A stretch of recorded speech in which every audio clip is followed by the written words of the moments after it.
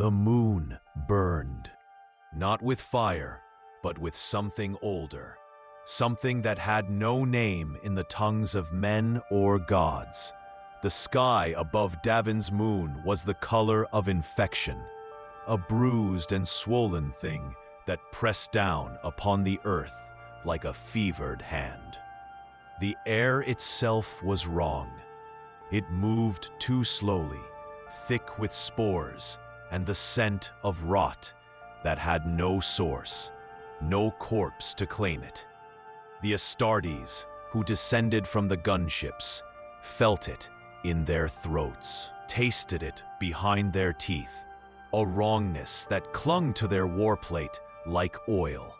Horus Lupercal, Warmaster of the Imperium, first among the Emperor's sons, stepped onto that blighted soil and felt nothing. Or perhaps he felt too much, and his mind, vast and brilliant as the stars themselves, refused to name it. He stood taller than any man had right to stand, his armor the white of Terra's ancient marble, trimmed in the green of distant seas. The eye of Terra gleamed upon his breast, that mark of ultimate authority, and the weight of 200 worlds hung upon his shoulders. He did not bow beneath it. He never had. Behind him, the Mournival descended, 4 captains, 4 brothers, the inner circle of the Luna Wolves. Ezekiel Abaddon, first captain, his face a mask of scarred stone, his topknot bound in iron rings that sang softly in the poisoned wind. Tarek Torgadon, the jester with the killer's eyes, whose laughter had echoed through 100 war zones, now silent as the grave. Horus Aximand, Little Horus, who bore the Warmaster's face like a benediction and a curse. And Garviel Loken, the youngest, the idealist, whose faith in the Great Crusade still burned clean and bright. Too bright, perhaps, for the darkness gathering around them. "This place stinks of Zeno's filth," Abaddon growled, his voice a rumble of thunder through the Vox. His power fist flexed, the servos whining like hungry things. "Worse than Xenos," Torgadon said quietly, scanning the horizon where the temple rose like a broken tooth against the gangrenous sky. "This stinks of worship." Horus did not respond. His eyes, those pale and piercing eyes that had seen the Emperor's own vision, stared toward the temple. The structure was immense, ancient beyond reckoning, its walls carved from black stone that seemed to drink the light. Cyclopean pillars rose toward the diseased heavens, covered in sigils that hurt to perceive, patterns that suggested meaning but offered only madness. The Luna Wolves had received the distress call 3 days prior. Yugen Temba, once an Imperial commander, once a man Horus had trusted, had sent a plea for aid. His voice had been ragged, desperate, speaking of betrayal and darkness and things that should not be. The Warmaster had answered that call. He always did. Loyalty was the currency of his legion, the bedrock upon which the Luna Wolves were built. A brother called, and they came. It was that simple. It had always been that simple. But nothing on Davin's moon was simple. The company advanced in combat formation. 300 Astartes, moving like a single organism through the choking jungle. The vegetation here was diseased, swollen with unnatural growth. Trees groaned under the weight of their own corruption. Their bark split, and weeping sap that bubbled and hissed where it touched the ground. Flies, enormous flies, each as large as a man's fist, droned through the air in lazy spirals. their bodies iridescent with colors that had no place in nature's palette. The Astartes crushed them beneath their boots, and the sound was wet, obscene. Loken felt his skin crawl beneath his armor, a sensation he had not experienced since his novitiate days. He had fought in the fires of a dozen alien worlds, had stood against horrors that would shatter mortal minds. But this was different. This felt personal. The jungle watched them. He could not explain it, could not put words to the certainty, but he knew it in his bones. They were not the hunters here. They were the prey. "My lord," he voxed to Horus, keeping his voice measured, professional. "The atmospheric readings are worsening. Spore concentration is reaching toxic levels even for Astartes' physiology. We should consider limiting our exposure time." Horus glanced back at him, and for a moment, just a moment, Loken thought he saw something in his Gene Father's eyes. A flicker of doubt, of recognition, but it passed like shadow before the sun. And the Warmaster's voice came through the Vox with that unshakable confidence that had conquered the galaxy. "Temba is in that temple, Garviel. I will not leave him to whatever darkness has claimed this place. We press on." It was not a request. It was never a request with Horus. He was gene-forged for command. And when he spoke, the universe bent to listen. They reached the temple's outer precinct as the diseased sun began its crawl toward the horizon. The light it cast was the color of jaundice, making every shadow stretch long and hungry across the corrupted earth. The entrance yawned before them, a mouth of impossible darkness that even their auto-senses struggled to penetrate. Ancient steps, worn smooth by feet that had walked them millennia before mankind reached the stars, descended into that waiting black.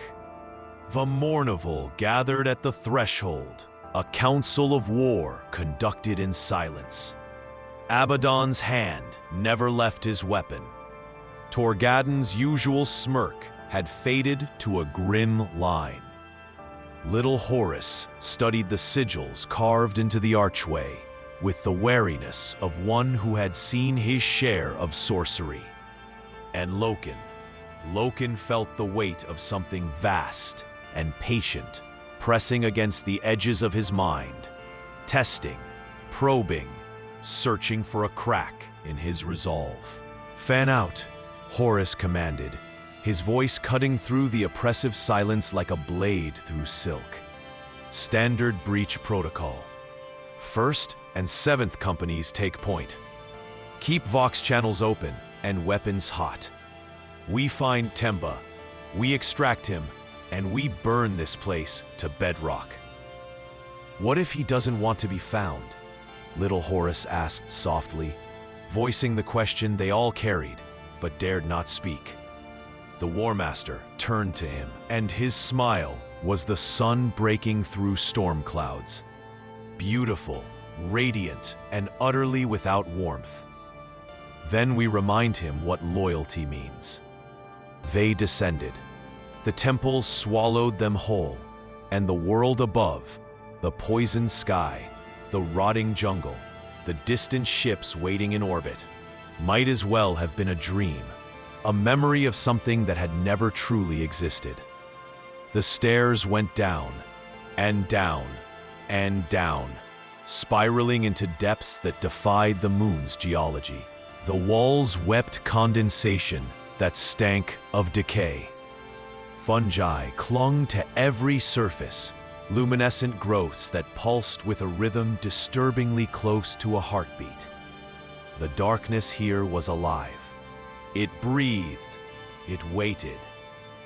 The Astartes advanced in perfect formation, bolters raised, their armor lights cutting cones of pale illumination through the pressing black. But the darkness was hungry, and it devoured the light, inch by inch, never satisfied, always reaching for more. Loken's breathing sounded too loud in his own ears, the recycled air tasting of copper and ash.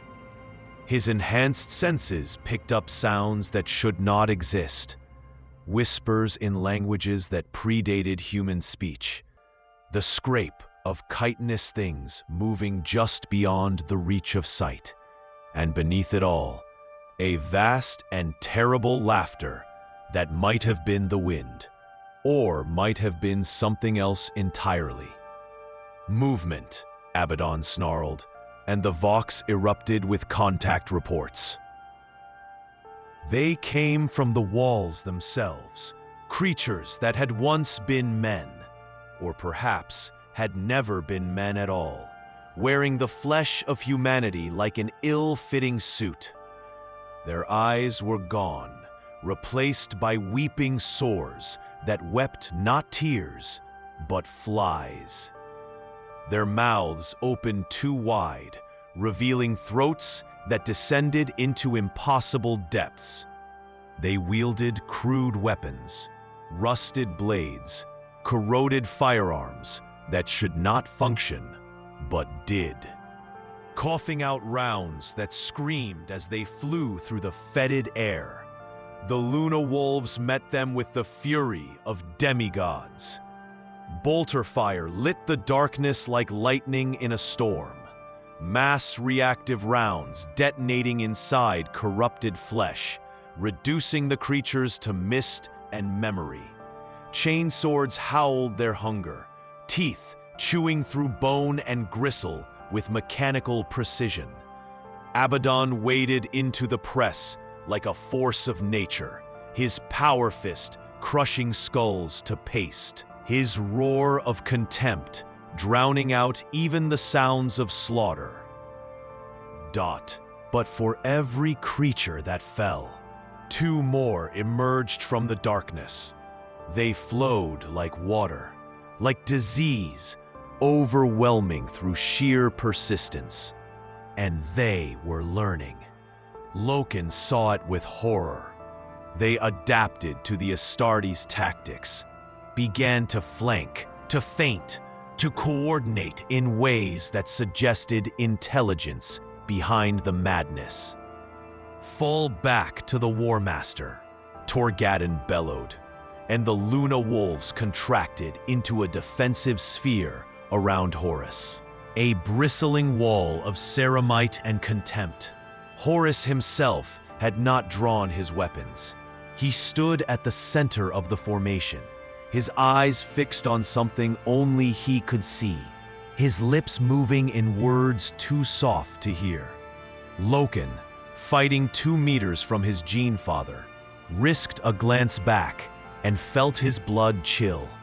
The Warmaster was smiling, not the warm, charismatic smile that had won the loyalty of armies, not the confident smirk of a general assured of victory. This smile was something else, something ecstatic, rapturous, as though Horus stood on the threshold of some terrible revelation and found it beautiful.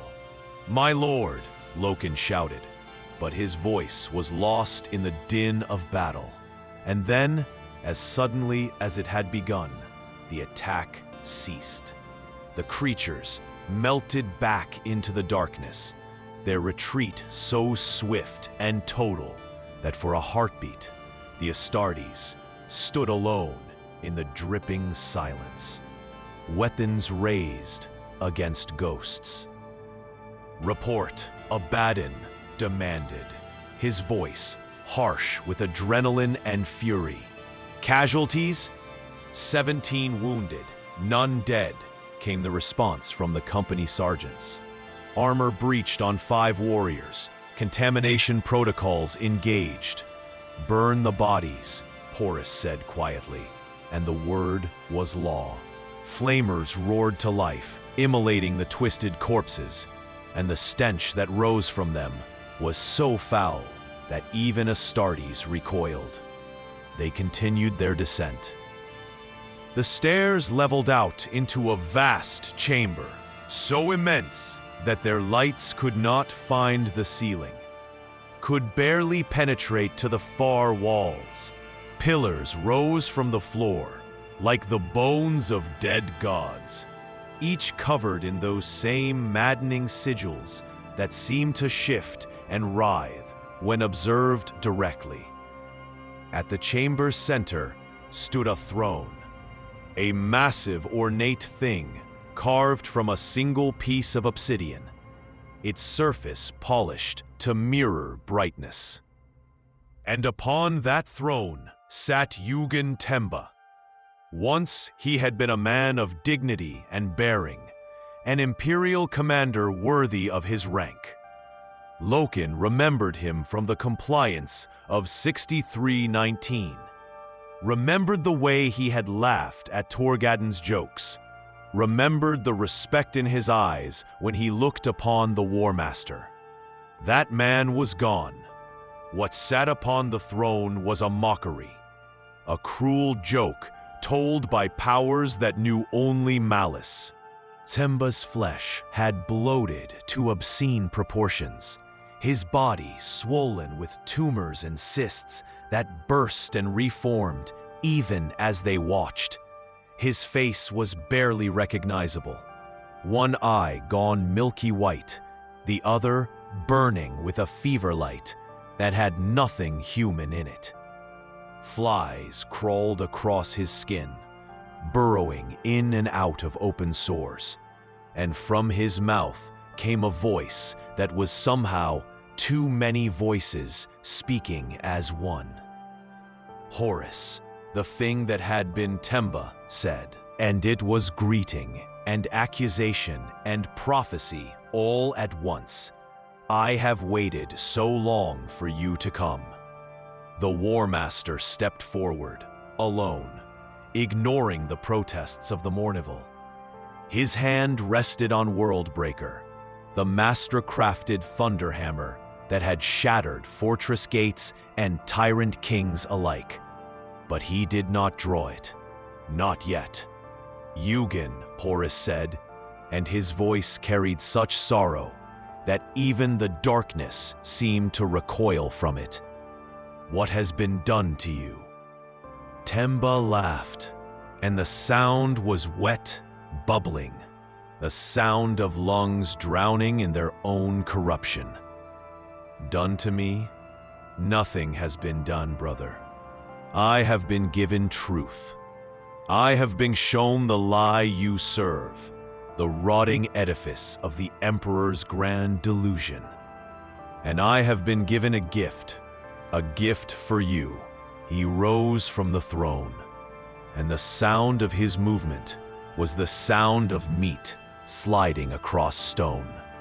In his hand, his massively swollen, tumor-riddled hand, he held a sword. It was small, almost delicate compared to the weapons the Astartes bore, but it radiated wrongness. The blade was dark, not black, but the absence of color, as though it drank in light and gave back only despair. Runes crawled across its surface, runes that burned to look upon. The anatheme, Temba whispered, his voice now a lover's caress. The wound that never heals. It was forged for you, Horus, forged in the dying breath of civilizations, quenched in the tears of gods. It has always known your name. Heresy, Abaddon snarled, stepping forward, his power fist crackling with barely contained fury. My lord, let us end this corruption. But Horus raised a hand, and Abaddon froze. The Warmaster's eyes never left Temba, and in them was a calculation vast and cold as the void between stars. You speak of truth, Horus said softly. Then show me. If you have seen something I have not, with the Emperor has truly deceived us? Then show me this truth you claim." "No," Loken shouted, horror breaking through his discipline. "My lord, do not." Temba moved. For something so bloated, so consumed by disease, he moved with impossible speed. The anatheme sang as it cut the air, a sound like a child's scream, like a world dying. Horus drew Worldbreaker, the hammer meeting the blade in a crash that shattered stone and split the air itself. And in that moment, as the weapons met, Loken saw it, saw the truth that Temba had promised. For just an instant, the veil lifted, and he glimpsed something vast and hungry stirring in the spaces between reality. Ancient beyond comprehension, aware beyond sanity. It saw them.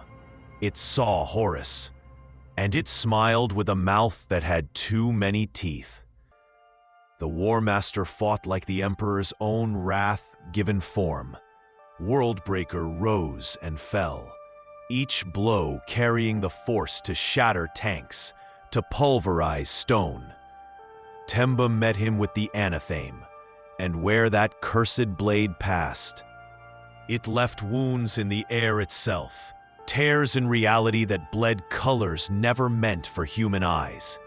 The Mournival surged forward, but corrupted things boiled up from the chamber's floor. Not the twisted men they had fought before, but worse, far worse. Things that had never been human, things that wore flesh like weapons, things that laughed as they died. The Astartes met them with holy fury, with bolter and blade, and the chamber became a charnel house of screaming metal and tearing flesh.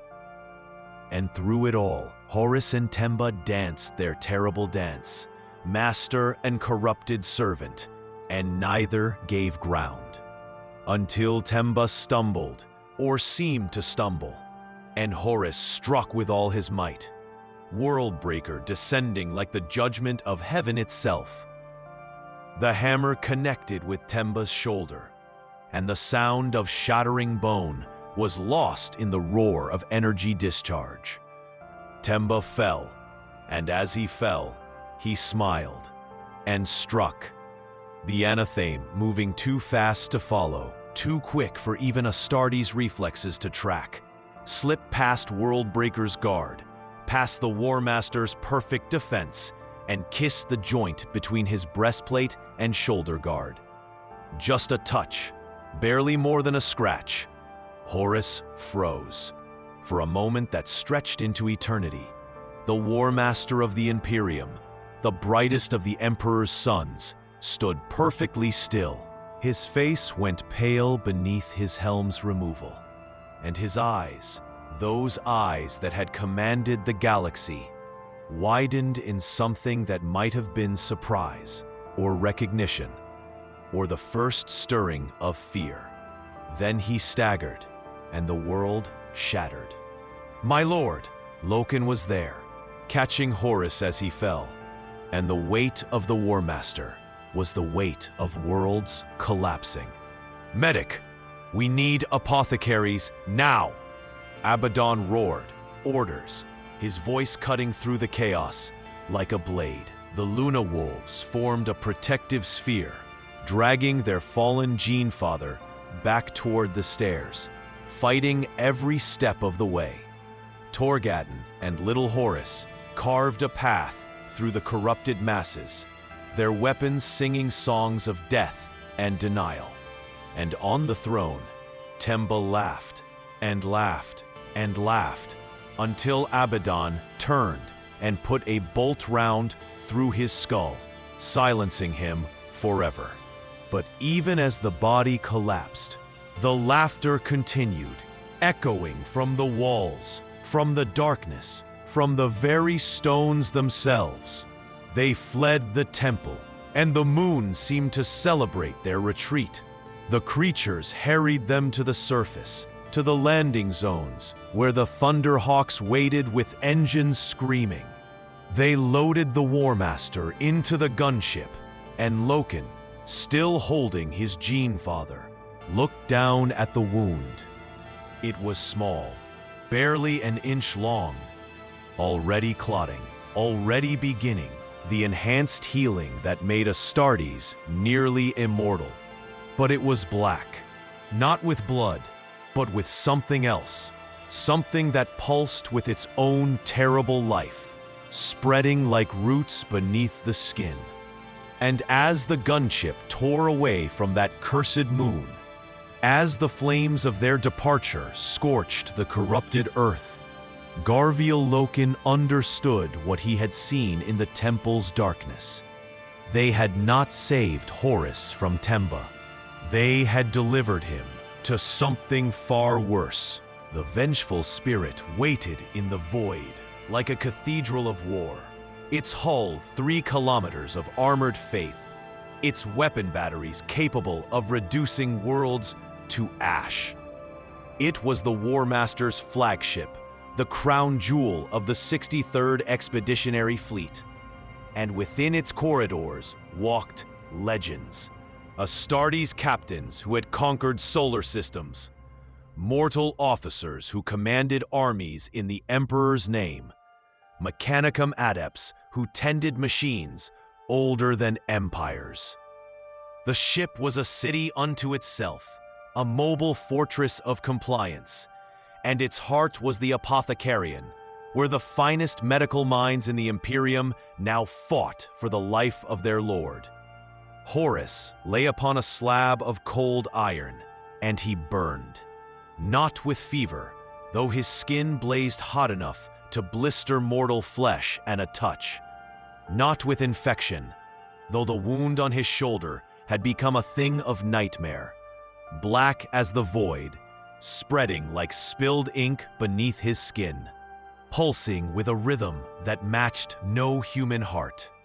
He burned with something else, something the apothecaries had no name for, no protocol to treat.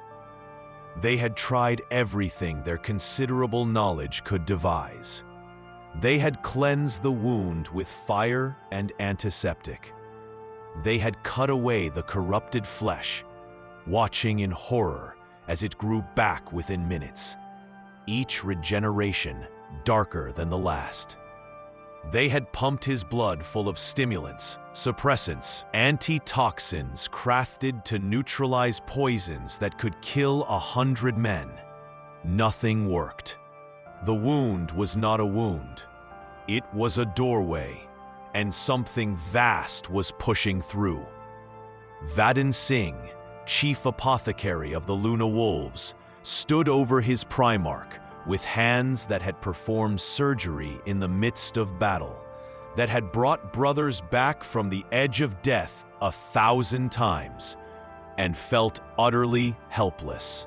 His enhanced vision could see the corruption spreading through Horus's body, could trace its progress as it wound through veins and arteries, like dark roots seeking purchase in fertile soil.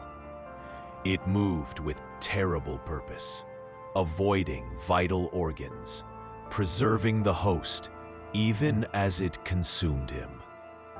His body is fighting it, Singh said, his voice carefully neutral, addressing the gathering of captains who filled the apothecarion like mourners at a funeral. His Primarch physiology is formidable beyond measure, but this is unlike any toxin I have ever encountered. It is not simply killing him, it is changing him. Then cut it out, Abaddon growled, his voice raw with an emotion he would never name as fear. The first captain had not left the apothecarion since they had returned from the moon. He stood like a sentinel of wrath, his armor still scarred from battle, his eyes fixed on his Gene Father with an intensity that bordered on madness. Cut away every infected cell if you must.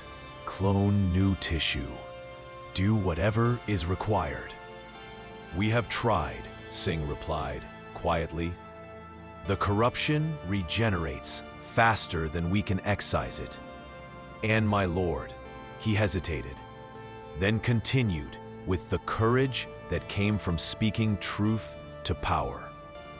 He is a Primarch. His biology is beyond our complete understanding. To attempt radical surgery risks killing him faster than the poison. Silence fell like ash. The Mournival stood in a half circle around the surgical slab. Abaddon with his fists clenched. Torgadon with his usual humor buried beneath layers of grim resolve. Little Horus staring at the face he shared with their dying lord. And Loken, who had not spoken since they had fled the moon, whose eyes held the weight of knowledge he wished he did not possess. Horus convulsed, his back arching off the slab with such force that the restraints groaned. His mouth opened, and the sound that emerged was not the voice of the Warmaster. It was something else, something ancient and amused, speaking words in a language that hurt to hear, that left bloody tears on the cheeks of those who listened. "Sedate him," Singh ordered, and apothecaries moved with practiced efficiency, injecting compounds that should have rendered even a Primarch unconscious.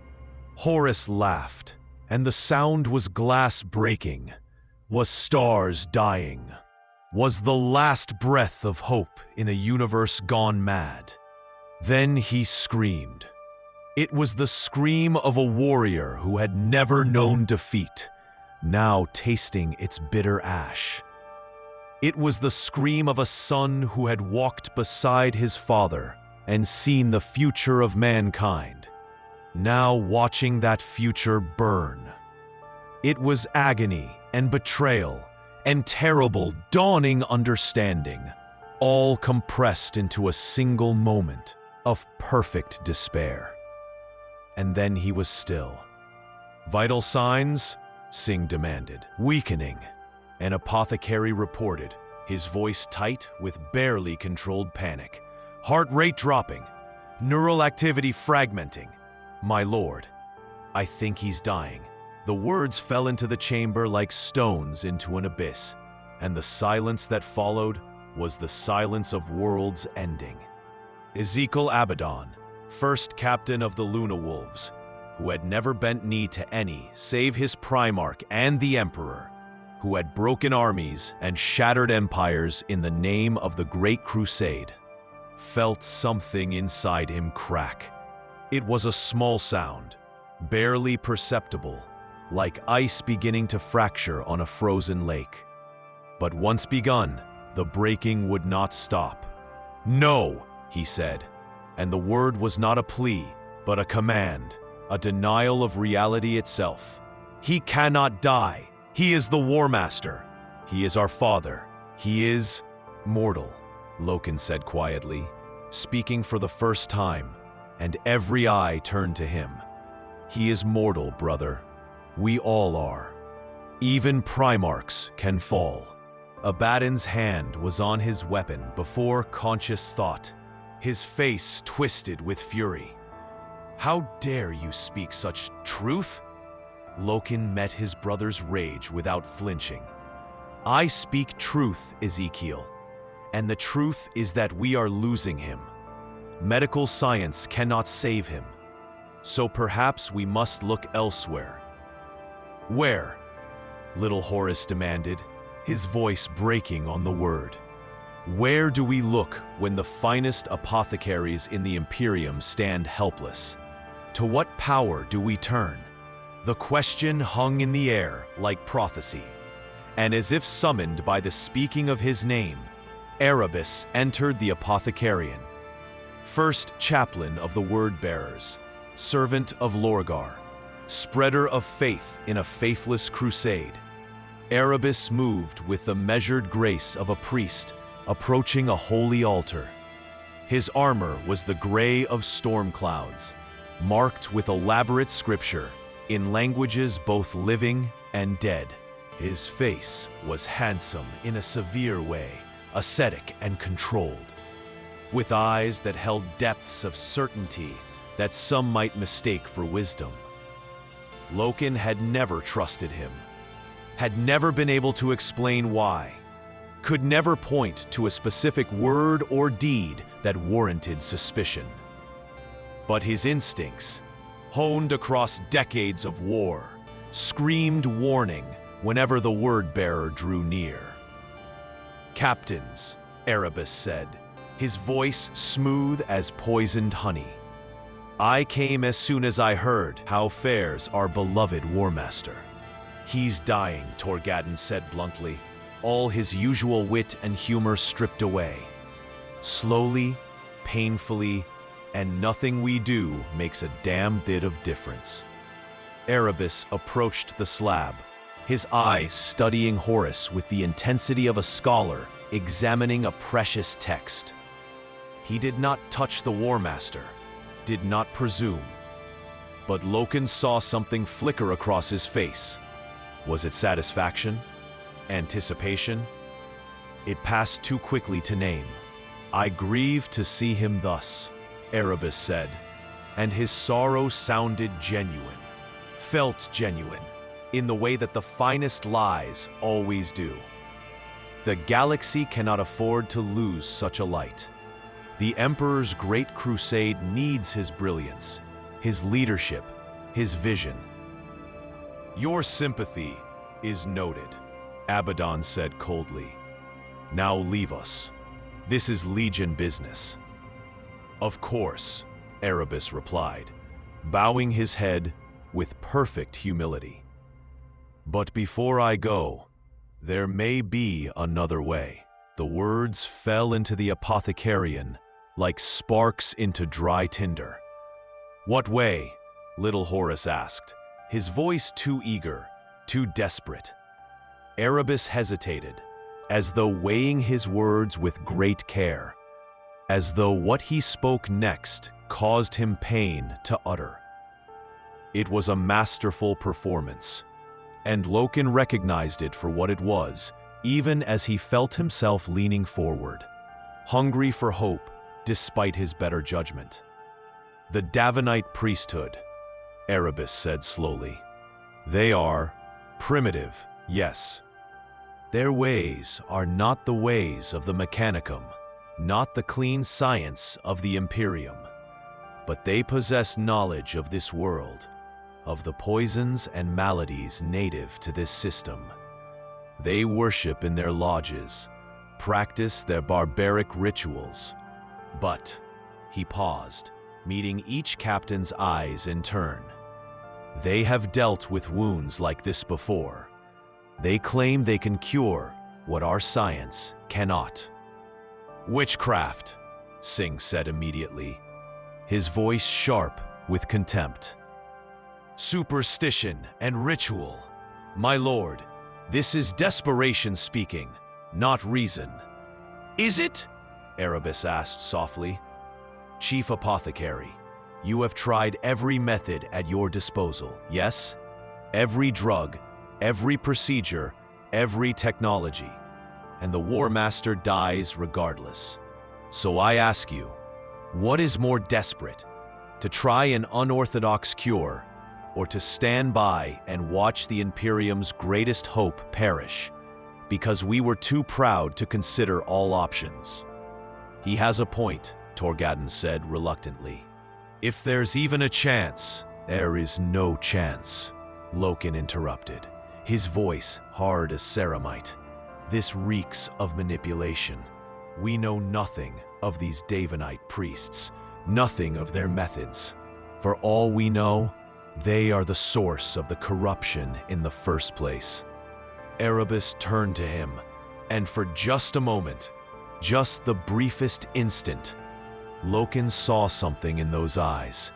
Not anger at the accusation, but amusement.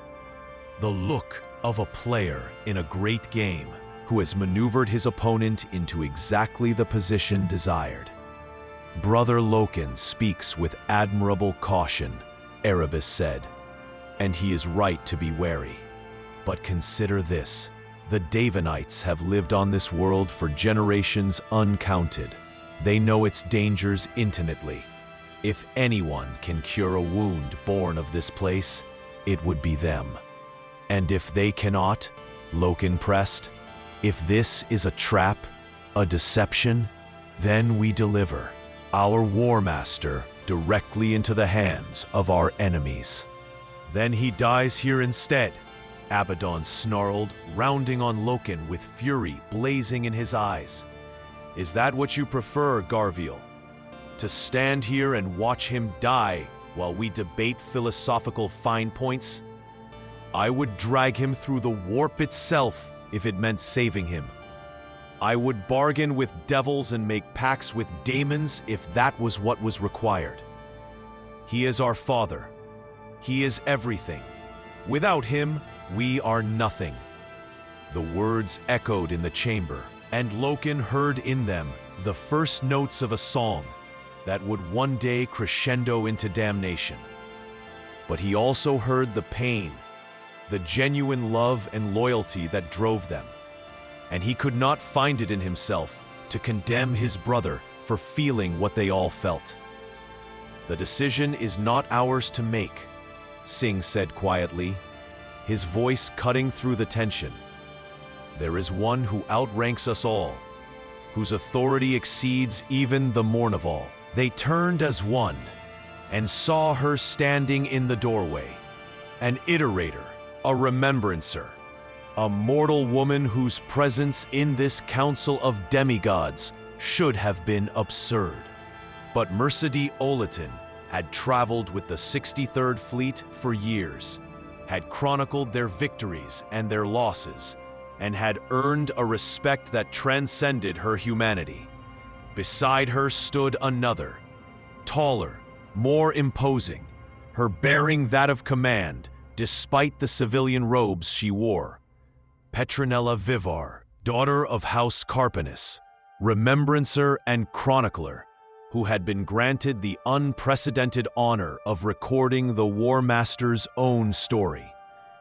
But it was not either of them who truly mattered. Behind them, moving with the careful steps of one who has looked into an abyss and been forever changed, came Ignis Carcassy, poet and drunk and reluctant witness to history. The Warmaster is dying, Mercedes said simply. This is known throughout the ship, and there are rumors, whispers of another way. End quote. The lodges, Carcassy said, his voice rough with alcohol and something that might have been fear or might have been prescience. The warrior lodges, they have contacted the priests of Davin. They believe there is a cure. The lodges have no authority here, Loken said sharply. The warrior lodges, secret societies that had spread through the Legion like a virus, promising brotherhood and equality, erasing the traditional hierarchies that had served the Luna Wolves since their founding.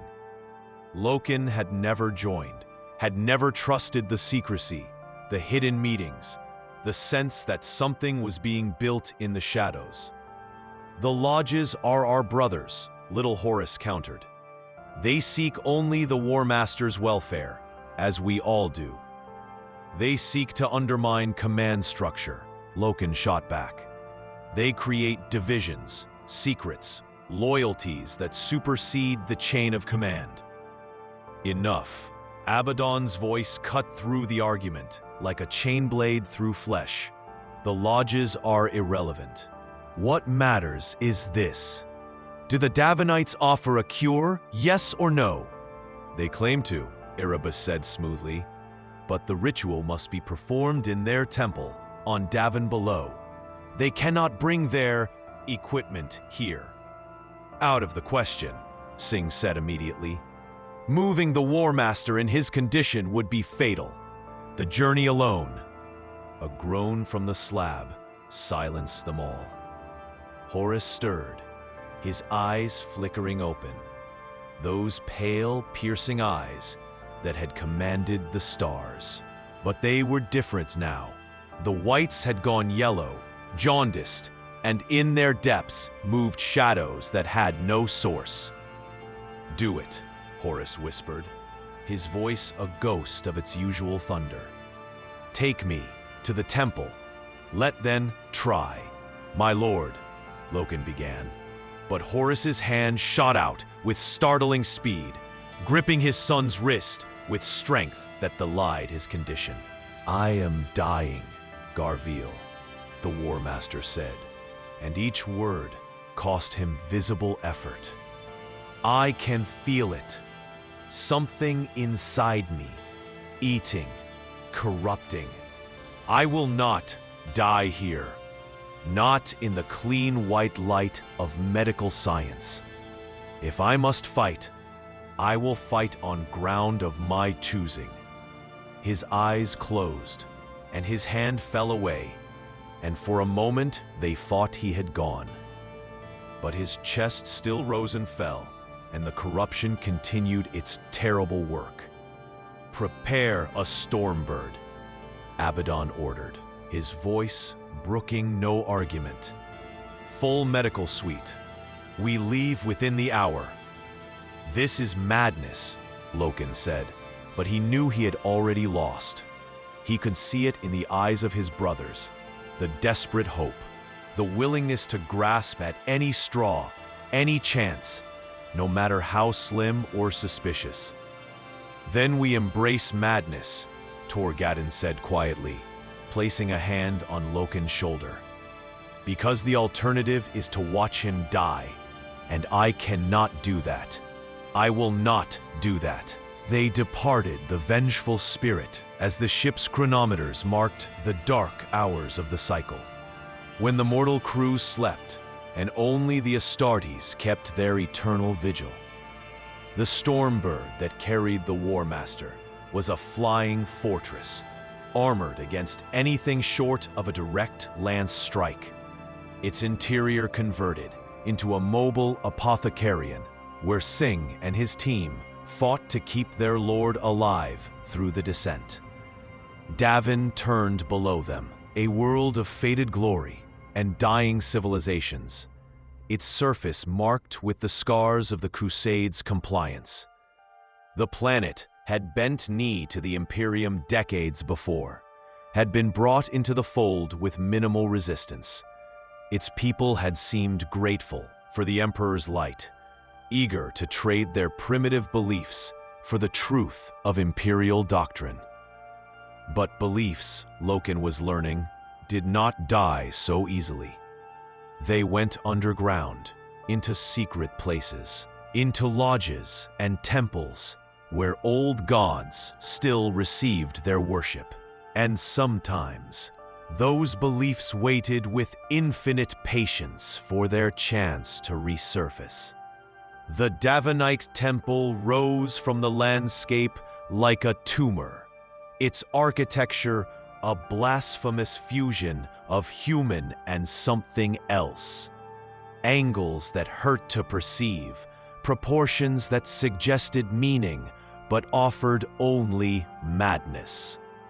It had been here long before humanity reached the stars, had stood through the age of strife and the old night, had watched civilizations rise and fall and rise again, and it waited. The Mournival led the procession, walking in perfect formation as they bore their Gene Father on a suspensor platform. Horus lay pale and still, his magnificent armor dulled by corruption. The wound on his shoulder now spread across his entire chest, a map of darkness drawn in flesh. The Davinite priests met them at the entrance, robed figures whose faces were hidden behind masks carved to resemble weeping cherubs. They moved with ritualistic precision, speaking in low chants that used words from High Gothic twisted into new and disturbing meanings. "Welcome, sons of the Warmaster," their leader said, his voice muffled by his mask. "We have prepared the sanctum. The ritual of healing awaits." What manner of ritual? Singh demanded, his hand never far from his weapons. I will not stand by while you practice barbarism on my lord. Peace, brother, Erebus said, appearing beside them as though summoned. Had he been with them on the Stormbird? Loken could not remember seeing him board, yet here he stood, calm and confident. The Davinites practice ancient healing arts. Unorthodox, yes, but effective. Take us to this sanctum, Abaddon ordered. And priest, know that if any harm comes to the Warmaster, beyond what already afflicts him, I will reduce your temple to dust and scatter your people to the winds. The priest bowed. Whether in acknowledgement or mockery, Loken could not tell. They descended into the temple's heart, through corridors lit by luminescent fungi that pulsed with that same disturbing rhythm. The heartbeat that was not a heartbeat. The walls were covered in murals depicting scenes from a history that should not exist. Human figures prostrating themselves before entities of immense power, offering worship and sacrifice, receiving blessings that looked more like curses. The sanctum was a dome of black stone, its ceiling lost in shadows that no light could penetrate. At its center stood a circular platform, carved with sigils that made Loken's eyes water to observe directly. Around the platform, braziers burned with flames that gave off no heat, only a sickly green luminescence. Place him upon the altar, the head priest intoned, gesturing to the platform. Altar? Singh's voice sharpened. You said this was a healing ritual, not a sacrifice. All healing requires sacrifice, brother, Erebus said smoothly. Energy must be expended, prices must be paid. It is the fundamental law of the universe. They laid Horus upon the platform with a gentleness that belied their nature as engines of war. The Warmaster's eyes were closed, his breathing shallow, and the corruption had spread to his neck now, crawling toward his face like eager fingers. The priests began their ritual. They moved in precise circles around the platform, their chants rising and falling in waves of sound that seemed to bypass the ears and speak directly to something deeper. The hindbrain, the animal self that remembered when humanity huddled in caves and feared the dark. Incense burned, thick and cloying, filling the sanctum with smoke that formed patterns too regular to be natural. And Loken felt it, the same presence he had sensed in the temple on Davin's moon. Vast, patient, hungry, pressing against the edges of reality like a great beast, testing the bars of its cage. This is wrong, he said, his voice cutting through the chanting. Brothers, we must stop this. Whatever they are doing, it is not healing. It is... The priest's chanting reached a crescendo, and the world screamed. Reality split. Not physically. The sanctum's walls remained solid. The ceiling did not collapse. But something else tore. Something fundamental. And through that tear poured a light that was not light. It was the color of fever dreams and madness. And where it touched Horus, his body convulsed. The Warmaster's eyes snapped open, and they were no longer his eyes. They burned with that same terrible luminescence, and his mouth opened in a scream that held 8 octaves at once. Agony and ecstasy and revelation and damnation, all compressed into a single moment of perfect horror. What have you done? Loken roared, his bolt pistol drawn and aimed at the priests in a single fluid motion. But Erebus was there, stepping between them, his hands raised in a gesture of peace that mocked its own intention. "What was necessary?" the word-bearer said, and for the first time, his mask slipped. The smile that crossed his face was not the smile of a concerned brother, not the expression of a fellow Astartes worried for his Primarch's health. It was the smile of an architect watching his greatest creation come to terrible fruition. "The Warmaster lives," Erebus continued, gesturing to Horus. "Look, the corruption recedes, the poison is purged, your father is saved." And it was true. The black stain that had consumed Horus's flesh was fading, receding like tide leaving shore. Color returned to his face. His breathing steadied. The wound itself closed, sealing with the speed of Primarch healing, leaving only a small scar, a mark that would never fully fade. But something was different. Loken could not name it, could not point to a specific change, but he knew with absolute certainty that the being who lay upon that altar was not quite the same as the one they had brought here. The difference was subtle, a shift in the shadows around him, a weight to his presence that had not been there before. Horus sat up slowly, and the movement was controlled, graceful, utterly unlike the convulsions of moments before. He looked at his hands, flexing his fingers, testing his body as though experiencing it for the first time. "My lord?" Abaddon's voice was small, uncertain, an emotion the first captain had never been known to express. Horus turned to him, and his smile was the sun breaking through clouds. "My son," the Warmaster said, and his voice was thunder returned, was command and confidence and power. "I live. Thanks to these faithful priests and their ancient wisdom, I live." He rose from the platform, and the Luna Wolves dropped to their knees.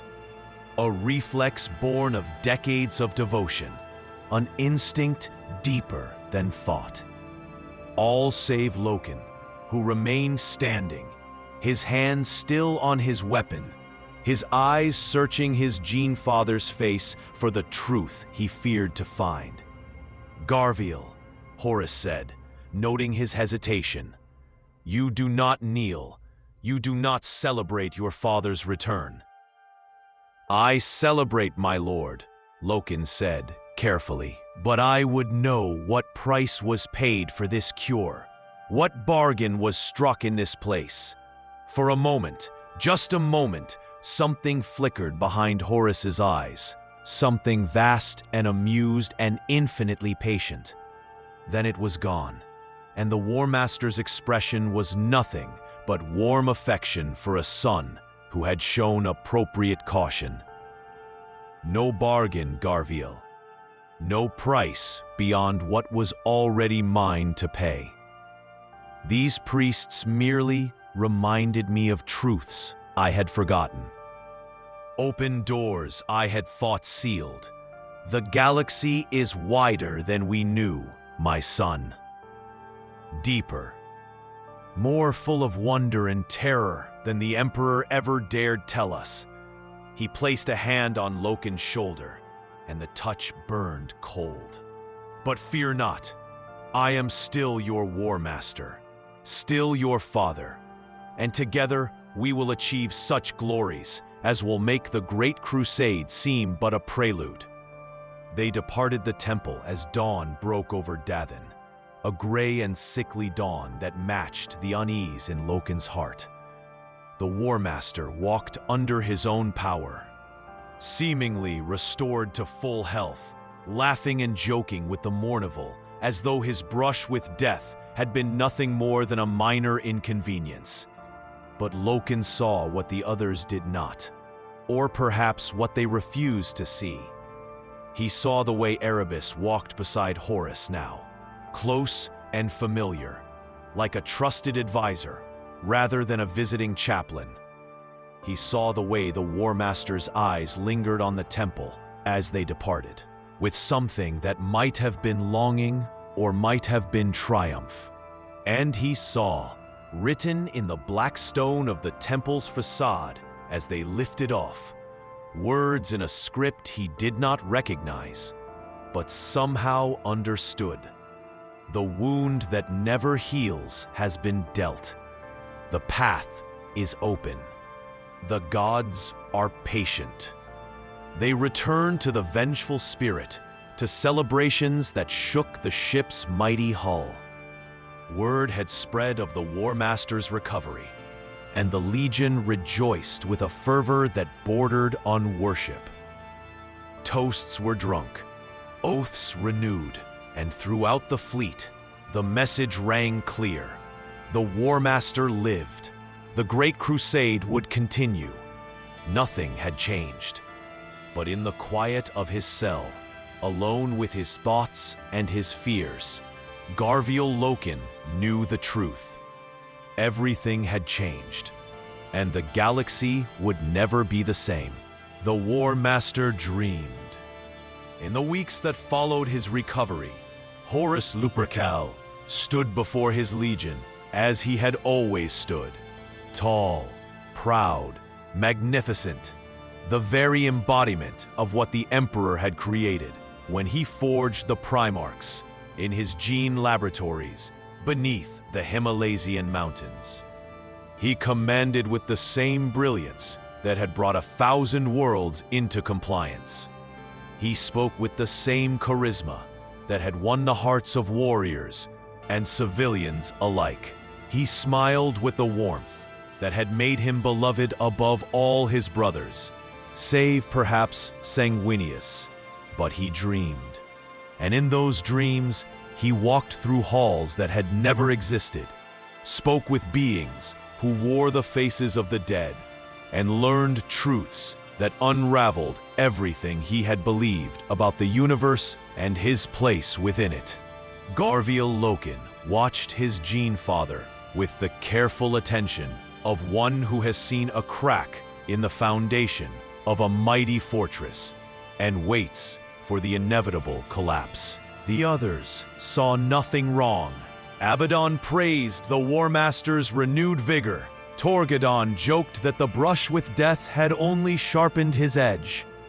Little Horus basked in the reflected glory of their Lord's resurrection.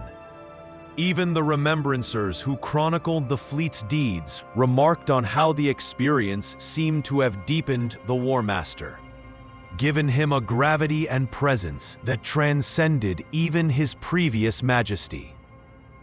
Only Loken saw the shadow. It was not a physical thing, not darkness cast by light, but something else, a weight that clung to Horus like invisible chains, a presence that lurked behind his eyes and spoke with his voice. Sometimes, when the Warmaster thought himself unobserved, Loken would catch him staring into the void beyond the vengeful spirit's viewports, and the expression on his face was not the look of a commander contemplating his next conquest. It was the look of a man listening to whispers only he could hear, and finding them sweeter than any song he had known. The fleet remained in the Davin system, ostensibly to complete the compliance and ensure no remnants of Temba's corruption remained. But days stretched into weeks, and Horus made no move to depart. He spent long hours in consultation with Erebus, the word-bearer who had become his constant companion, his trusted counselor. The Mournival found themselves excluded from these meetings, their protests met with gentle but firm dismissal. "You worry too much, my sons," Horus would say, his smile warm, but his eyes distant. "There are matters I must attend to, questions I must answer. Trust that I work for the good of the Legion, for the glory of the Imperium. And because he was the Warmaster, because he was their father and their lord, they trusted. All save Loken. On the 33rd day after the temple ritual, Loken sought out Kirill Sinderman, the primary iterator of the 63rd Expeditionary Fleet, a man who had walked beside the crusade since its earliest days, whose knowledge of history and human nature exceeded that of a dozen scholars combined. He found the old man in his quarters, surrounded by data slates and ancient texts, his face drawn with a weariness that went beyond physical exhaustion. "Captain Loken," Sinderman said, looking up from his reading, "I wondered when you would come." "You know why I'm here," Loken said, closing the door behind him and engaging the privacy seal. "A breach of protocol, but these were times that demanded breaches." "The Warmaster troubles you," Sinderman said, not a question, but a statement. "You see what others do not, or what they refuse to see." "He is changed," Loken said simply. "Since Davin, since the temple. Something happened in that place. Something beyond mere healing. And Erebus." "The word-bearer is poison," Sinderman interrupted, his voice hard with uncharacteristic venom. "I have studied his sermons, read the texts he distributes among the crew. He speaks of faith, of belief, of powers greater than the Emperor. It is religion, Captain, the very thing the Imperial truth was created to destroy." Loken felt something cold settle in his chest. The Warmaster would never countenance such heresy. He, above all others, understands the Emperor's vision, a galaxy united by reason, not superstition. Would he not? Sinderman rose, moving to his shelves where ancient books, real books, paper and binding, relics of old Earth, rested like sleeping memories. He pulled one down, its cover worn smooth by countless hands, and opened it to a marked page. "I have been researching, Captain, delving into texts that the Mechanicum forbids, that the Administratum has declared lost. And I have found patterns, historical precedents for what we are witnessing." He showed Loken the page, covered in script so old it predated the Age of Strife. The language was archaic, but Loken's enhanced cognition could parse it, and what he read made his blood run cold. It spoke of entities older than humanity, beings of pure will and consciousness that dwelt in a realm adjacent to reality. It described how these beings fed on emotion, on worship, on the psychic resonance of sentient minds. And it detailed, in language both clinical and horrified, how these entities could reach across the barrier between worlds and touch the minds of the living, whispering promises, offering power, slowly corrupting until the victim no longer recognized their own damnation. "This is myth," Loken said, but his voice lacked conviction. "Stories told to frighten children, is it?" Sinderman closed the book gently, reverently. "Then explain the temple, explain the wound that should have killed a Primarch, but instead changed him. Explain why the Warmaster, who once embodied the Emperor's secular truth, now entertains a priest of the old ways, a man who speaks of gods and faith and powers beyond mortal ken." Loken had no answer. He wanted to deny it, wanted to argue that his gene father was incorruptible, that nothing in the universe could sway Horus Lupercal from his chosen path. But the evidence was before him, in the Warmaster's changed behavior, in Erebus's growing influence. in the dreams that Horus spoke of with increasing frequency. Dreams he claimed showed him the true nature of the galaxy. What can be done? Loken asked finally, the question of a soldier who sees the enemy but does not know how to fight it. I do not know, Cinderman admitted, and the hopelessness in his voice was more terrifying than any battle Loken had faced.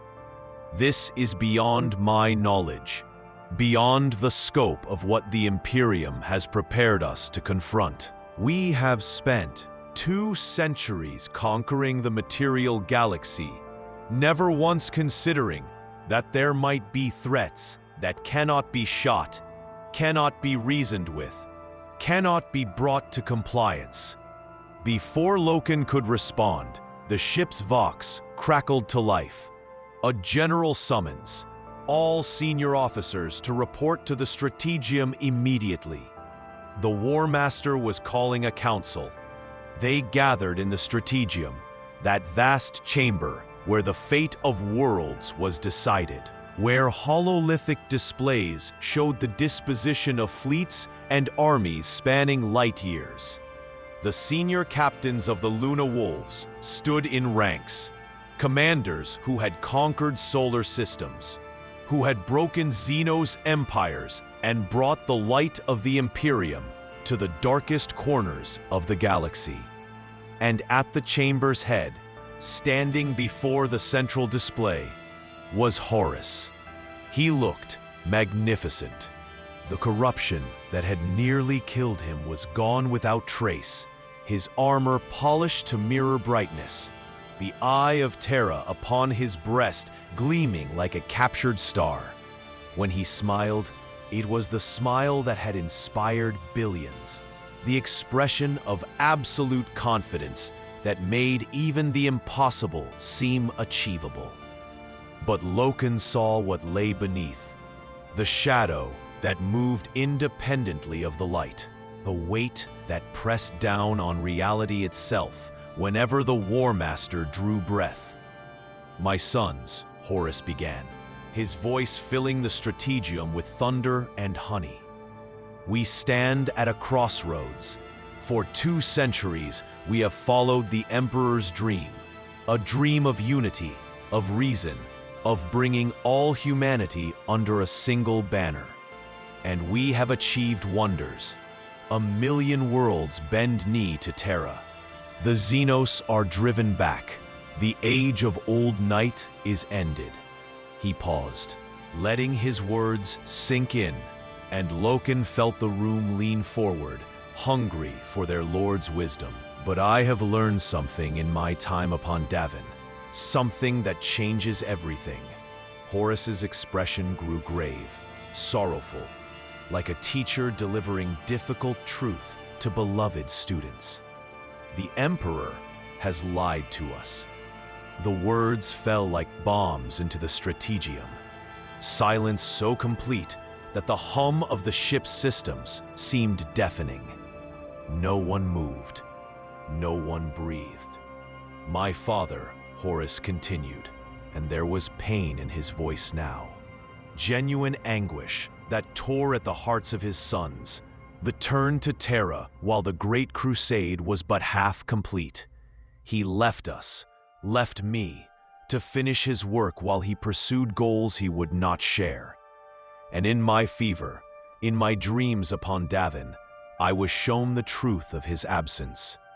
The hololithic display flickered and changed, showing not star charts, but images, visions of Terra, of the Imperial Palace, of vast caverns beneath the planet's crust, where machinery beyond comprehension churned with eldritch purpose. He builds a throne, Horus said, his voice heavy with betrayal.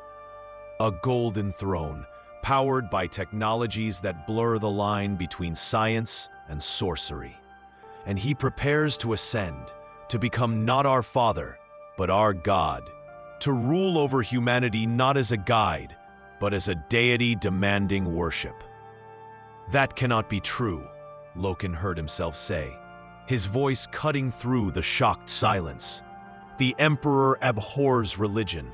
The imperial truth is a lie, Horus said, turning to face him. And in the Warmaster's eyes, Loken saw infinite sadness mixed with something else, something that rejoiced in the spreading of this poison. The imperial truth was designed to keep us ignorant, Garviel, to blind us to the true nature of the galaxy while he prepared his ascension. He used us, used me, his favored son, to conquer the stars. And now that the work is done, he discards us like spent weapons. I don't believe you, Loken said flatly, and around him he felt the shock of his brothers at such direct contradiction of their Primarch. Horus's expression flickered, anger, quick and hot, blazing behind his eyes like the core of a star. Then it was gone, replaced by understanding, by patience, by the warm affection of a father for a son who has not yet grasped a difficult lesson. You will, my son, Horus said gently. In time, you will see as I have seen. The gods themselves have shown me truth, have pulled back the veil and revealed the machinery of the universe. There are powers in the warp, ancient and mighty, who offer partnership rather than subjugation, who see humanity's potential and wish to elevate us, not chain us to a tyrant's throne. Gods? The word came from Torgadon, his usual humor completely absent. My lord, you speak of gods? The entities of the warp are nothing but... But what? Horus challenged, his voice sharpening. Lies told by the Emperor to keep us ignorant? The beings I have communed with are older than humanity, wise beyond measure. They offer knowledge, power, the fulfillment of our legion's potential. All they ask is acknowledgement, worship freely given rather than extracted through deceit. This is heresy, Loken said, and the word hung in the air like an execution sentence. Horus laughed, but it was not the warm laughter that had echoed through 100 victory celebrations. It was colder, harder, touched with an edge of madness. Heresy against what, Garviel? Against the Emperor's lies? Against a truth that has kept us ignorant and enslaved? I offer you liberation, all of you. I offer you the truth of your own godhood, the recognition of your potential. We are Astartes, sons of Primarchs, the next step in human evolution. Why should we bow to a being who hides his own apotheosis while denying ours? Around the strategium, Loken saw the poison take root. He saw it in the way Abaddon's expression shifted from shock to contemplation, in the hunger that sparked in little Horus's eyes, in the slow nods of agreement from captains who had followed the Warmaster without question for decades. They wanted to believe, wanted to embrace this narrative that made them heroes betrayed rather than servants of a grand vision. It was seductive in its simplicity. The Emperor as tyrant, Horus as liberator, and they the chosen ones who would reshape the galaxy according to their own design. Brothers, Loken said, turning to address the assembled captains, feeling like the last sane man in an asylum. Listen to yourselves. Listen to what is being proposed. The Emperor created us, raised us, gave us purpose and direction. To turn against him now, based on dreams and whispers from entities we do not understand. I understand them perfectly, Horus interrupted, his voice carrying absolute authority. Better than you, Garviel. Better than any of you. I have walked in their realm. I have spoken with the gods themselves, and they have shown me what the Emperor feared to reveal. that we are capable of so much more than we have been allowed to achieve. He stepped down from the dais, moving among his captains, and Loken saw how they responded, leaning toward him like flowers toward the sun, desperate for his approval, hungry for the validation he offered.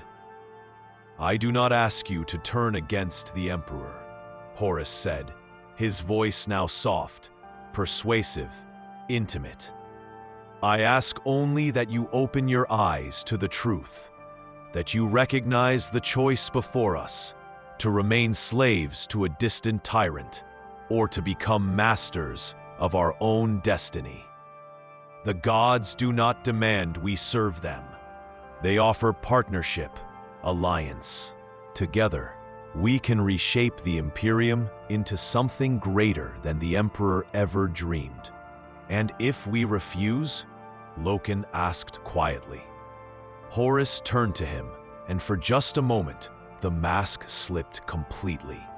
Behind the Warmaster's handsome features, Loken saw something else, ancient, vast, infinitely patient and cruel. It looked at him with the interest a scholar might show a fascinating but ultimately irrelevant insect. Then it was gone, and Horus was himself again, or the thing wearing his face was. Loken could no longer tell the difference. "Then you will be left behind," Horus said simply. "The galaxy is changing, Garviel. The old certainties are crumbling. You can change with it, or you can be swept away by the tide of history. The choice, as always, is yours." The council ended with no formal decisions made, but Loken knew that decisions had been reached nonetheless. He saw it in the eyes of his brothers as they filed from the strategium. The acceptance, the eagerness, the relief at having someone tell them that their doubts and frustrations were justified.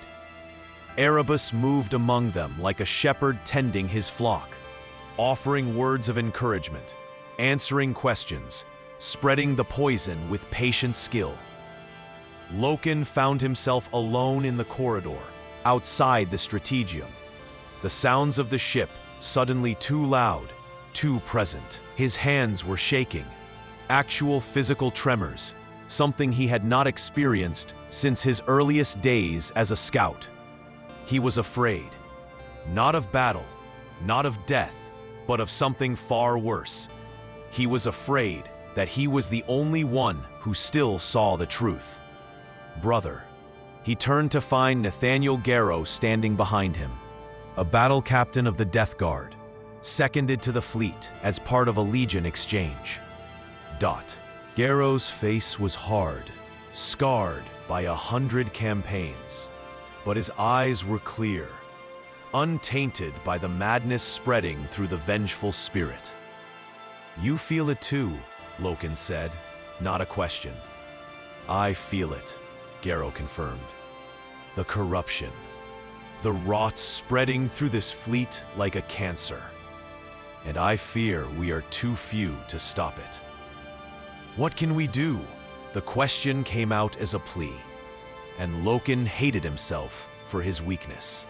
"We can remember," Garrow said quietly.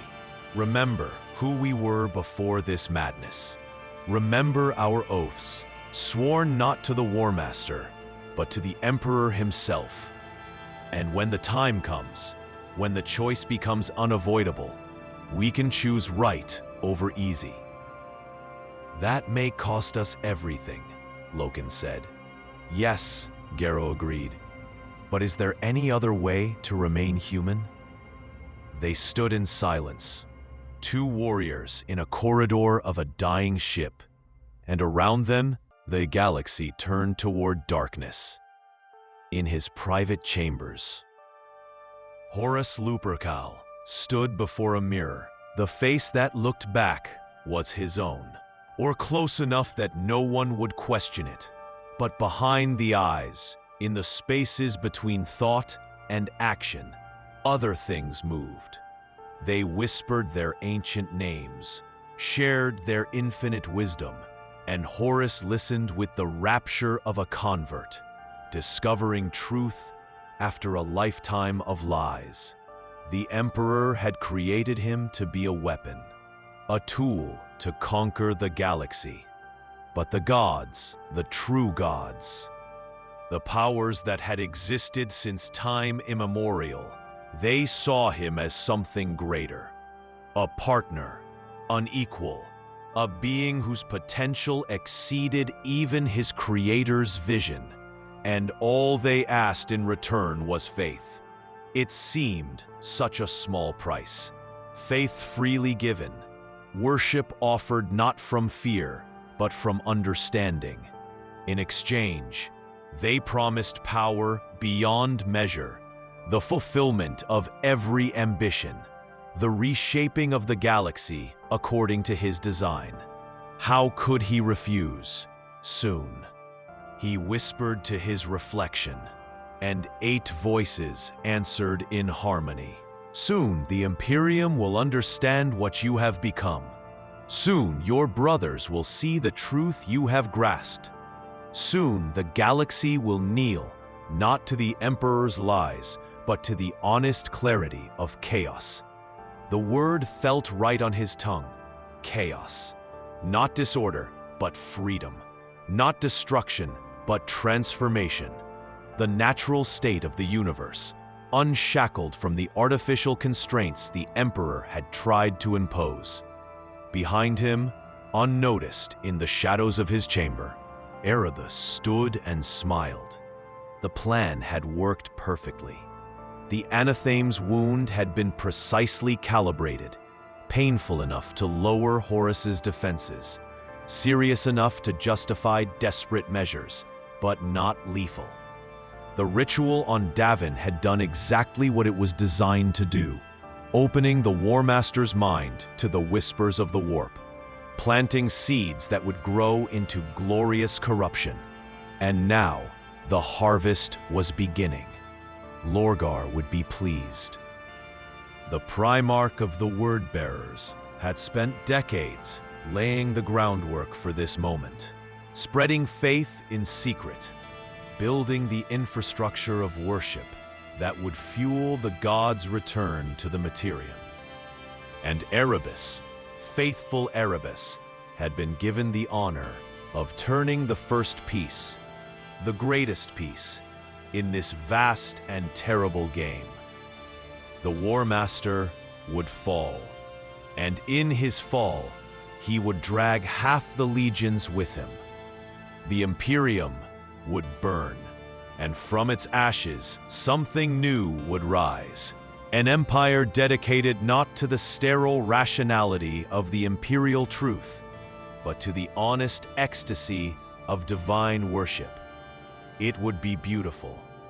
On the bridge of the vengeful spirit, in the quiet hours when the command crew changed shifts and the ship operated on minimal staff, Garviel Loken stood before the viewports and stared out at the stars.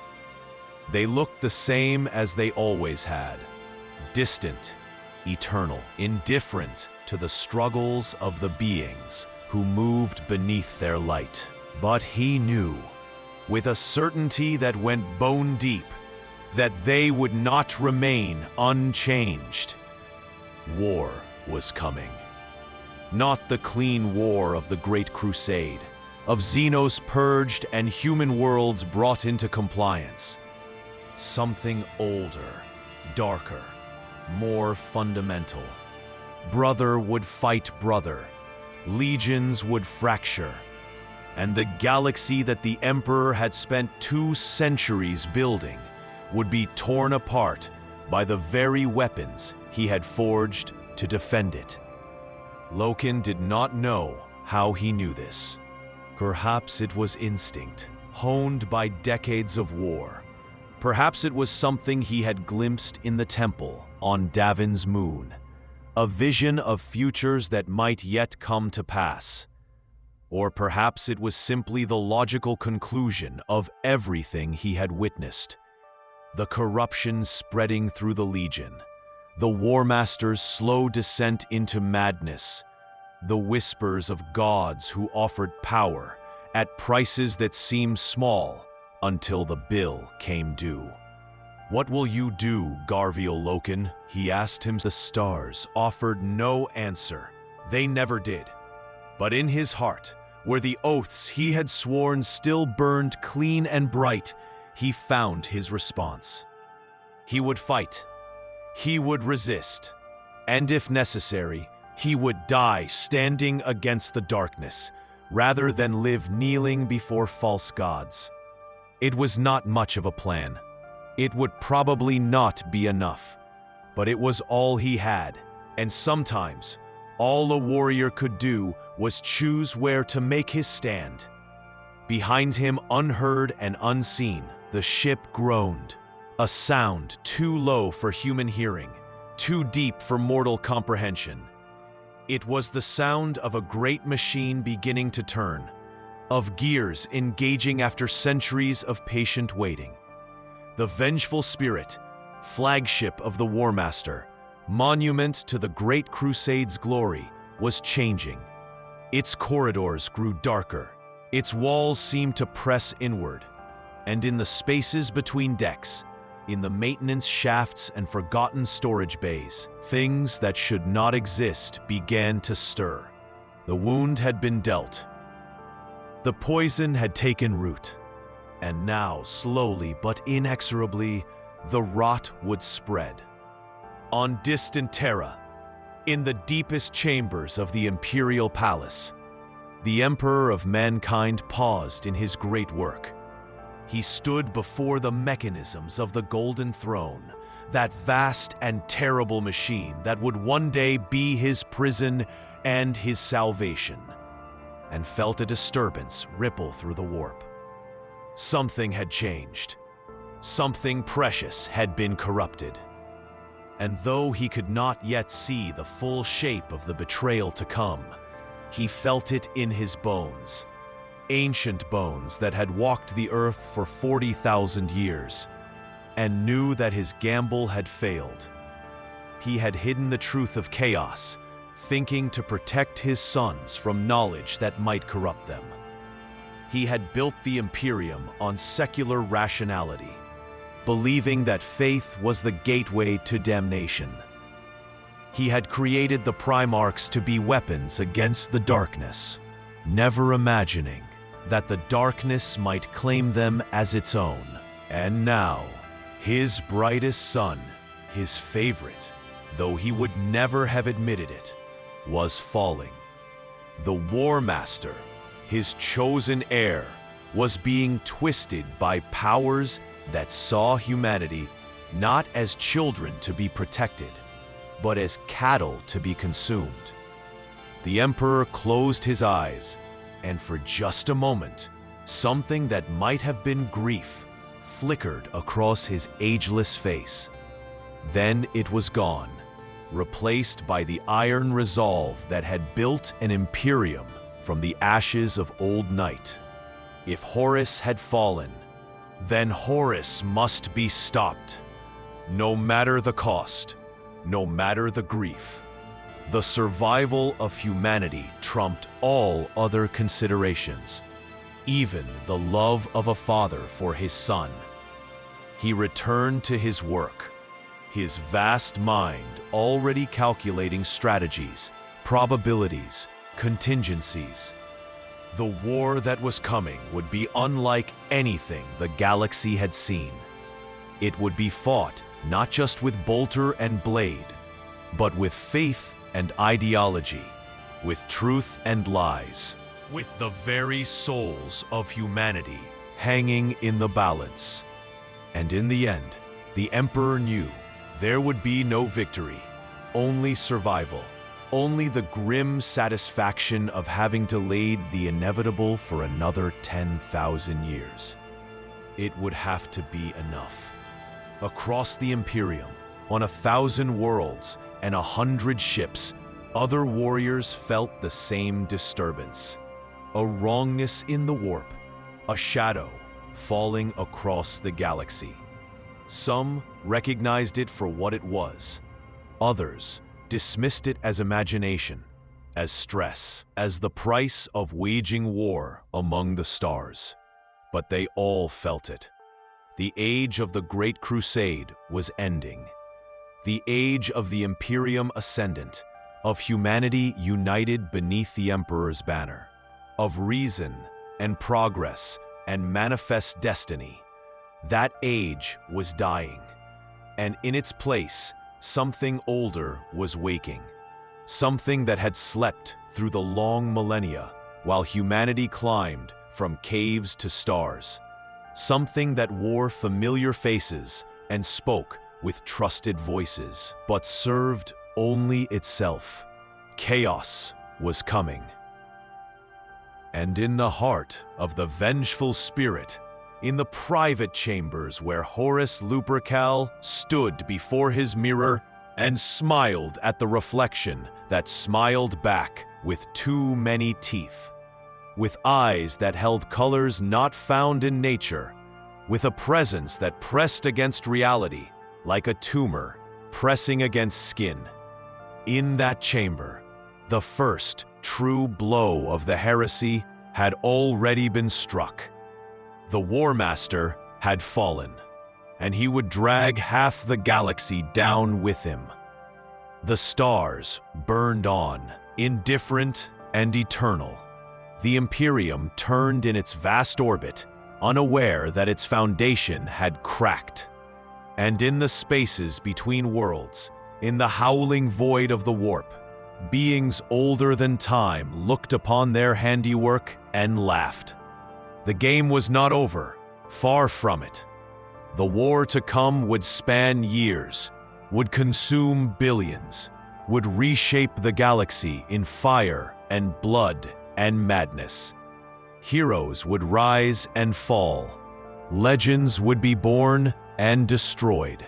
And in the end, when the last shots were fired and the last oaths were broken, the Imperium would stand, diminished, crippled, but enduring.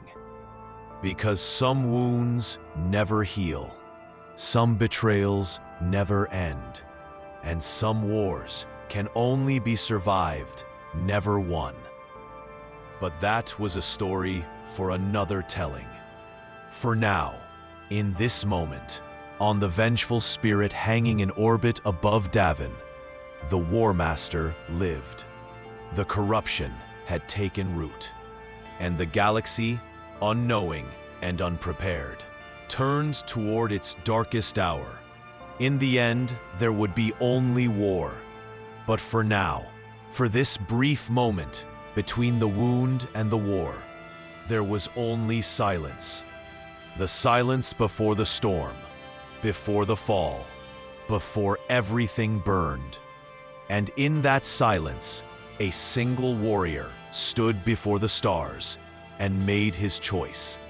Garviel Loken would fight, and whether he won or lost, whether he lived or died, he would be remembered as the last loyal, as the light that refused to go out, even when the darkness came calling. It was not much of a legacy, but in the ages to come, when the Imperium told the story of the heresy, when they recounted how half the legions fell and half remained true, when they carved the names of heroes and traitors into monuments that would stand for 10,000 years, his name would be among them. And perhaps, in the end, that was all any warrior could ask: to be remembered, to have mattered, to have stood when standing meant everything. The stars burned on, and the galaxy turned, and in the heart of the vengeful spirit, the wound that would never heal continued its terrible work.